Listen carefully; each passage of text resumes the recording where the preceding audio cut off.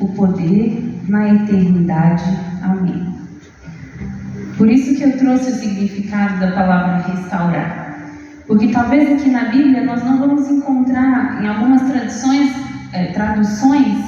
às vezes aparece a palavra restaurar. Mas aqui o Senhor nos diz que Ele vai nos aperfeiçoar. Ele vai trabalhar em nós. Esse é o desejo que existe no coração de Deus, nos tornar melhores. E, irmãos, restaurar também pode ser consertar, curar. E para que a gente possa sentir a necessidade de restaurar, a gente precisa inicialmente assumir a nossa história. A Edilene falou um pouquinho aqui, durante a condução. Para eu perceber que eu preciso ser restaurada, eu preciso que assumir a minha história. O que é assumir a minha história? Muitas vezes eu posso ter passado por algumas experiências e que eu tenho vontade de que aquilo suma, que eu esqueça daquilo. E essas memórias às vezes voltam e a gente fala, não quero lembrar disso. Mas o Senhor Ele deseja resgatar aquela memória para acessar e curar. E através daquela cura te aperfeiçoar, te fortificar em alguma área da sua vida, da minha vida. E em muitos momentos a gente precisa recordar que a nossa história começa muitas vezes antes que a gente nasça. Começa com os nossos pais, com a história deles. De um modo especial, inclusive aqui no grupo de oração, em um momento de oração, foi proclamado que existia no meu coração, ou enfim, que eu tinha um desejo, um medo de solidão. Naquela hora eu fiquei pensando, será que existe esse medo? Que eu identifico vários medos, a solidão. E aí numa conversa, eu tenho medo disso, tenho medo daquilo, mas por que você tem medo disso? É porque eu tenho medo de ficar sozinha. Eu falei, gente, não é que Deus falou, olha. E eu fui pensar, mas de onde que veio esse medo? E veio da história de como a minha mãe me criou e ela também tinha esse trauma de veio muito nova para Brasília, em muitos momentos se sentiu só, realmente tinha pavor de ano novo. Porque todo mundo lá comemorando e ela no quarto de empregada, sozinha. E de certo modo, às vezes, sem ela perceber, ela transmitiu esse medo para mim. Mas eu preciso assumir isso na minha história e permitir que Deus acesse a minha vida de algum modo e venha trazer cura. O que na sua história Deus precisa te visitar? Aonde na sua memória Deus precisa visitar? Mas você precisa assumir a sua história. Reconhecer, Senhor, eu tenho isso mesmo. Então, vem aqui, acesse essa memória comigo. Vem nessa área da minha vida para restaurar, para aperfeiçoar, para curar. Mas para que a gente se permita ser restaurado por Deus, nós precisamos de duas virtudes. Ou pelo menos pedir essas duas virtudes a Deus, porque uma virtude ela é graça. Ela não é um trabalho com as nossas forças. E essas duas virtudes são humildade e fé. Porque a humildade, talvez aos olhos do mundo, a humildade pode significar fraqueza. Ou aquela pessoa que acha que humilde é aquele que é tipo uma falsa modéstia. A pessoa fala, nossa Edilene, como seu bolo ficou bom? Imagina, não ficou tão bom assim, tá? Não é porque ela até fala, o bolo ficou bom mesmo, mas ela vai fingir que não ficou porque, entendeu? Isso é uma falsa modéstia. Uma pessoa humilde, ela vai pensar, ficou bom graças às habilidades e dons que Deus me concedeu. Porque se eu faço algo de bom, vem dele. O humilde é ele que reconhece que se tem algo bom na vida dele, nele, não é dele, é dado para ele. O fim é todo em Deus. E aí, quando nós nos olhamos, reconhecemos quem somos com verdade, nós tomamos consciência de que em nós existem coisas ruins.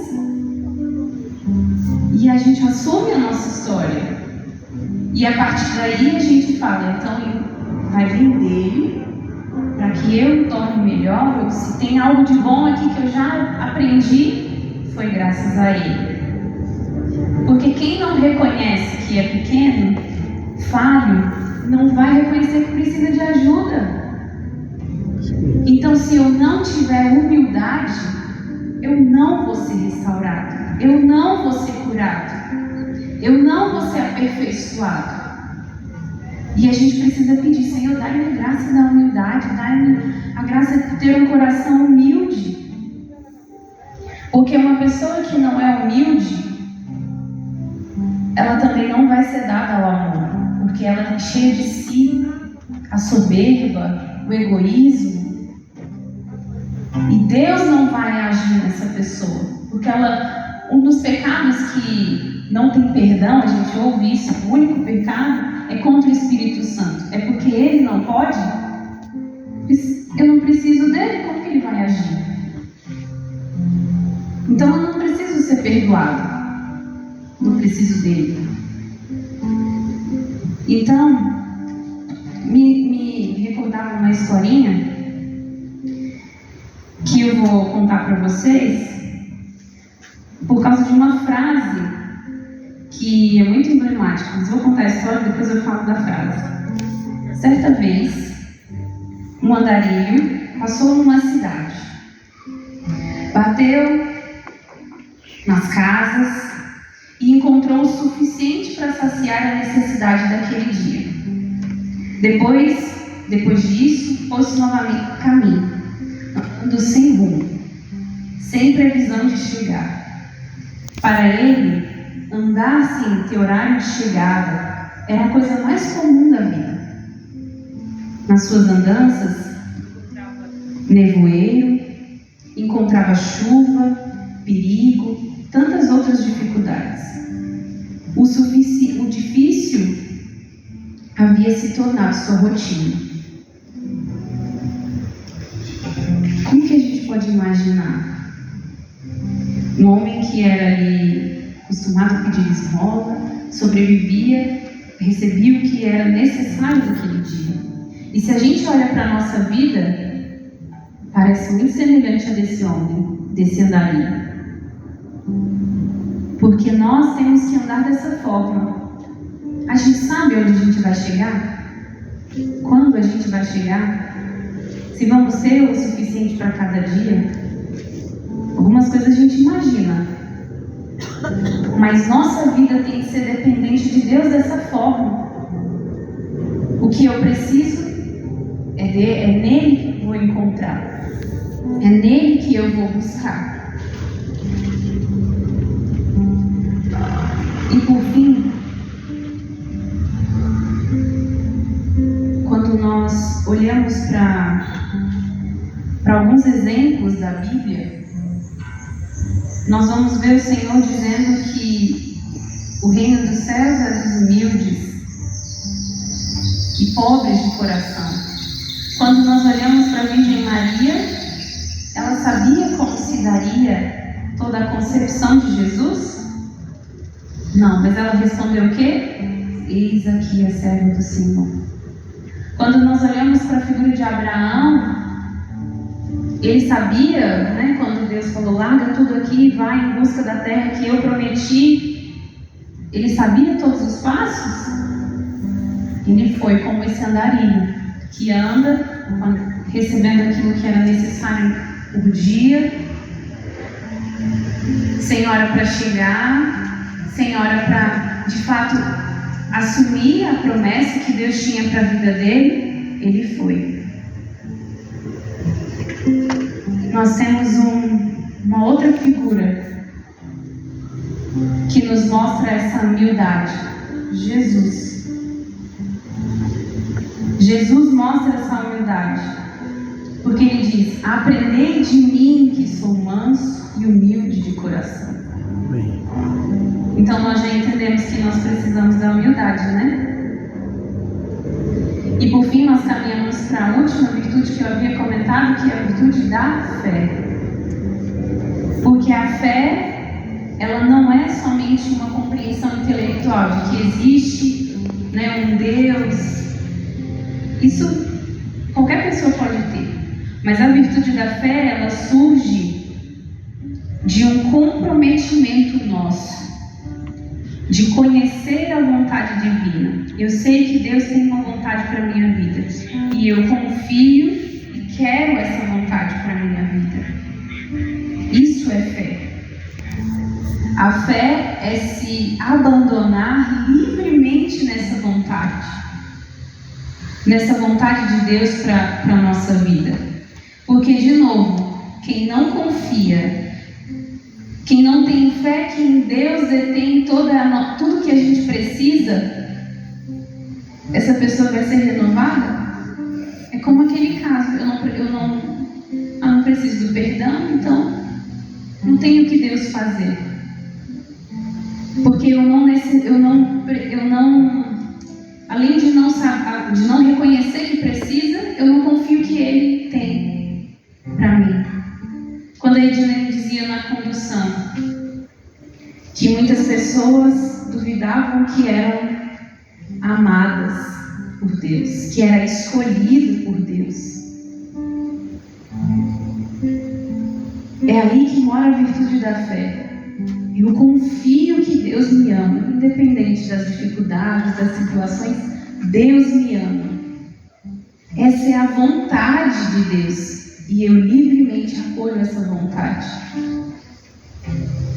Livremente eu acolho essa vontade.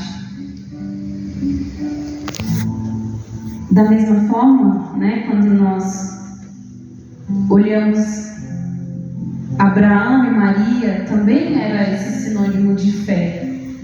Assim como humildade, eles também tinham esse sinônimo de fé, porque eles confiavam inteiramente em Deus. Quando Abraão sobe, né, com Isaac para o filho da promessa, que Deus pede que ele sacrifique, ele livremente acolhe a vontade de Deus. E Deus responde a esse ato de fé de Abraão. Então, irmãos, o que o Senhor diz para nós é que Ele deseja nos restaurar. Que Ele hoje deseja restaurar. Nós ouvimos em 1 Pedro. Ele deseja nos aperfeiçoar. Então, quero convidar você, aí sentado, a buscar na sua memória, a assumir a sua história. O que é que existe na sua vida que Deus hoje precisa visitar? O que é que existe na sua história da sua família, da sua casa, que Deus precisa visitar?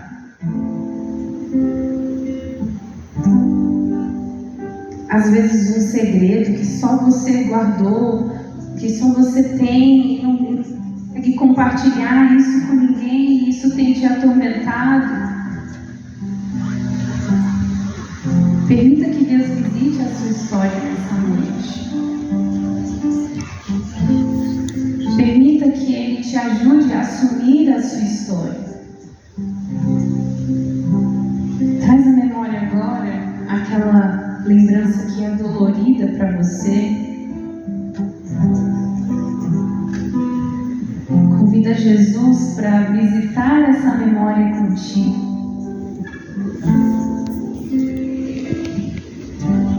Peça para Ele: Senhor, venha visitar isso que dói tanto em mim, tanto.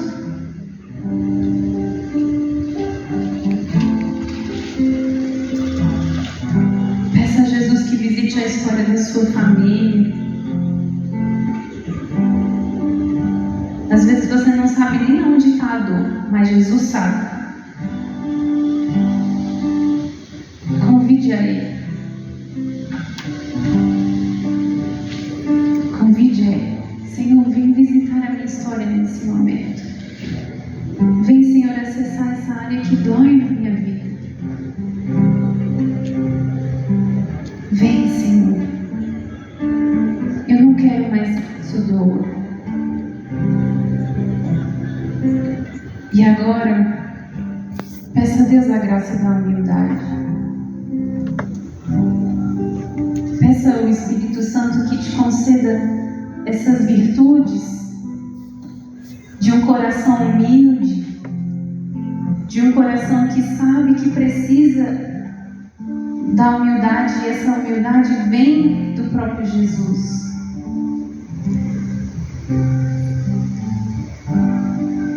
Peça para Ele: Senhor, aumenta a minha fé.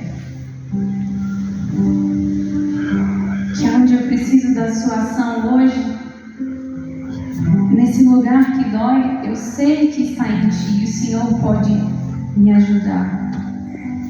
Peça que o Senhor te ajude, te dê essas virtudes, a humildade, a fé.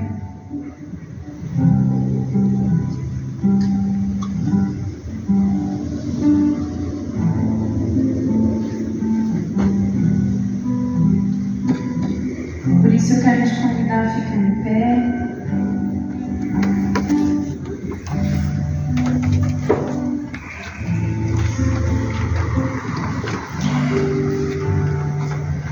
E juntos a gente poder clamar esse Espírito Santo para que Ele venha de fato concretizar esse momento de restauração. Se você desejar receber oração nesse momento e desejar ajoelhar alguém, tenho certeza vai impor as mãos sobre você nesse momento e pedir para que o Espírito Santo possa vir sobre a sua vida, sobre a sua história, sobre a sua família.